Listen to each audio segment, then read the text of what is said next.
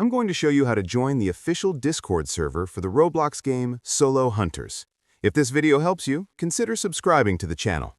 First, open the Discord app. Once Discord is open, look at the left sidebar and click the plus button. Then select Join a Server. You'll see a field where you can paste or type an invite link. In this case, type the invite code exactly like this: Solo Hunters. All together, no spaces. Make sure you enter it exactly as shown here. Otherwise, you might end up joining an unofficial Solo Hunters server.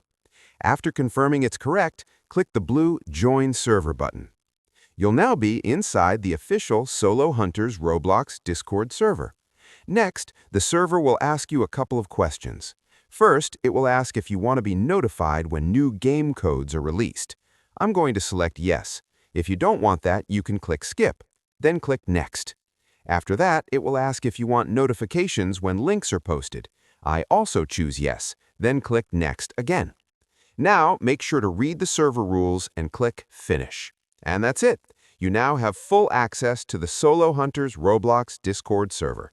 If this video was helpful, don't forget to leave a like and subscribe to the channel.